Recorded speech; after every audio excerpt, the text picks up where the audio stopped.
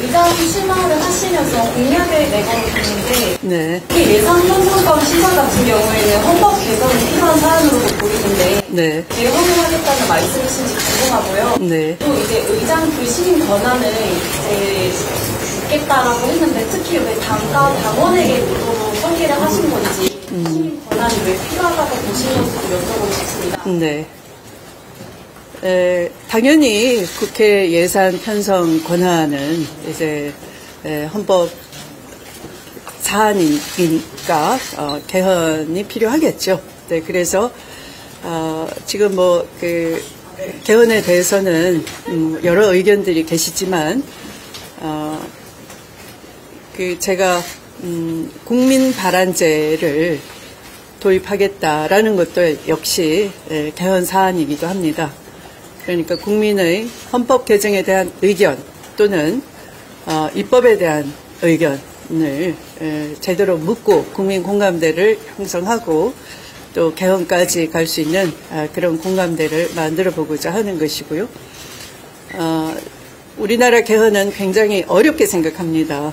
그렇게 된 이유는 우선 선거제 개편 같은 어떤 기본을 먼저 만들고 구축하고 난 뒤에 어떤 정치 개혁이나 또 이 권력 중심 권력에 대한 이 중앙 권력에 대한 그런 개헌 논의도 순서상 진행돼야 됨에도 불구하고 항상 선거에 임박해서 지난번처럼 특히 국회의원 총선거에 임박해서 이 선거구 논의가 벌어지기 때문에 어떻게 보면 그 기초가 제대로 구축되지 않은 상황에서 결론부터 먼저 꺼내는 그런 식이 되다 보니 조금 그 개헌 논의가 겉도는 것이었습니다. 그래서 제가 만약 기회가 주어진다면 미리부터 제대로 우리 민주주의를 완성할 수 있는 선거제 개편 논의부터 시작하고 또 그런 가운데 이 권력 구도에 대해서는 어떤 방법이 이 민주주의를 위해서 발전된 진전된 민주주의를 위해서 더 힘이 될 수 있는가 그런 사회적 고민을 함께 전개해보는 그런 좀 순서상의 제대로 된 순서를 한번 사회적 논의를 통해서 밟고 싶고요. 그런 가운데 좀 손쉬운 개헌 같은 경우는 지금 우리가 권위주의 대통령 시절을 오래 겪다 보니까 사고에 있어서 굉장히 순치되어 있는데요. 지금의 국회 권한은 미약하기 짝이 없습니다. 기왕의 대통령 중심제라면 미국 정도의 의회 권한이 견제와 균형 차원에서 의회 권한이 주어져야 하는 것인데 특히 그 중에 하나가 이제 예산 편성권이 아주 미약하다라고 하는 것이죠. 거의 없다라고 하는 것이죠. 네, 그래서 그런 부분에 대해서 먼저 국민의 공감대를 좀 확보할 수 있지 않나 싶고요. 또 제가 여기서 검찰개혁, 언론개혁 말씀드렸는데 또 그 부분에 대해서도 검찰의 수사 기소권 분리에 대해서는 어느 정도 저는 국민 공감대가 폭넓게 형성이 돼 있다 생각합니다. 지금의 검찰 독재 정권이 바로 그런 수사 기소권은 분리돼야 되는 것이 맞구나 하는 국민 공감대를 확산하는데 기여한 측면도 있습니다. 그런데 헌법 조문에는 여전히 영장 청구권이 독점되어 있는 것이고요.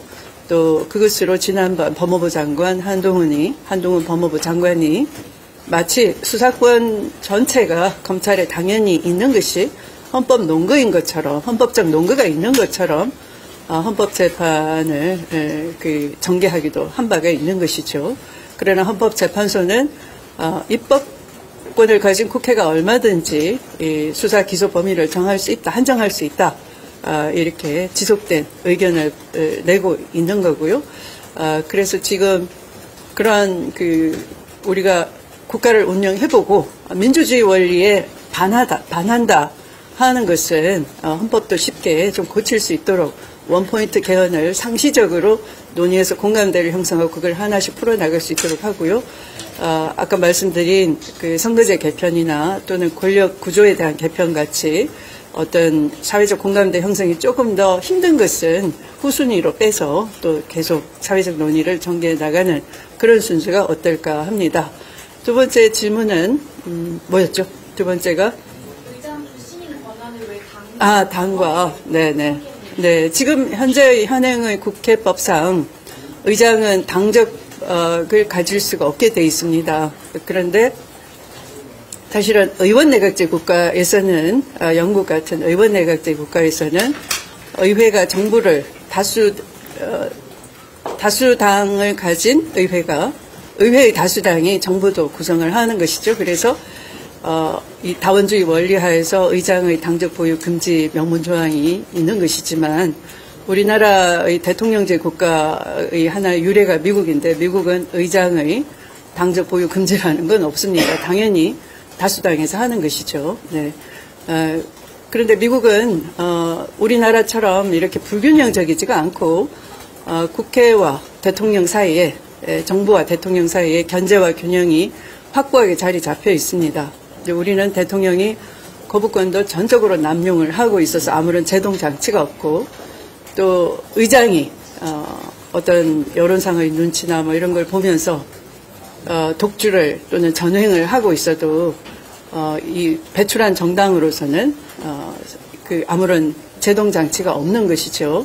그래서 이제 지금의 그 견제와 균형이 미약한 헌법상의 시스템 아래에서 그나마 다수당에서 의장을 배출하는 이유는 그런 그 견제와 그 균형의 원리 하에서 다수당에서 의장을 배출하는 게 맞다 이런 정치적 합의가 당연히 전제되어 있는 것인데요. 그런 정치적 합의를 배신하고 의장이 독주를 하는 경우에 막을 아무런 장치가 없어서 지금과 같은 21대 국회와 같은 그런 일이 일어나지 않도록 막을 필요가 있다. 그래서 그것을 국회법보다는 지금 제가 이제 공약으로서 제가 정치적 수용을 하겠다라는 말씀으로 당에다 일임을 하겠다라는 말씀을 드린 겁니다. 네. 이해충돌 관련 사안에서 대통령 거부권 행사 제한도 강구하겠다고 하셨는데 네. 조정식 의원님이 말씀하신 거부권 행사 의석수를 200석에서 180석으로 낮추는 것도 혹시 고려 중이신가요? 조정식 의원님 의견도 있을 수 있지만 네, 하나의 의견이 될 수가 있겠죠. 이제 그런데 저는 우선 우리가 내재적 제약이라는 게 있습니다. 이론상. 그래서 다수의 헌법학자들께서도 이 대통령이 신상의 사유로 또는 이해충돌 사안에 대해서 거부권을 남용하는 것은 문제가 있다라는 그런 그 의견도 많고요. 또 내재적 제약도 있는 것이고요. 모든 권한에는 본질적인 제약이 있는 것이지 않습니까? 근데 대통령의 거부권 행사는 대통령제 국가에서 국회에 대한 견제와 균형의 그 원리 하에서 있는 것인데 그걸 번번이 그렇게 한다는 것은 있을 수가 없는 것이고 또 더군다나 그 내용이 신상과 그 이해충돌 사안인 경우에는 당연히 내재적 제약을 받아야 되는 것이죠. 그래서 그런 것을 강구한다 하는 것을 그 거부권 남용을 자제를 촉구한다 하는 것도 내포되어 있는 것이고요. 또 필요하다면 또 그런 그 헌법 개정 논의까지도 필요하다면 또 그런 것도 개헌 논의에 또 쉽게 포함돼야 되지 않느냐 이렇게 생각을 합니다. 네.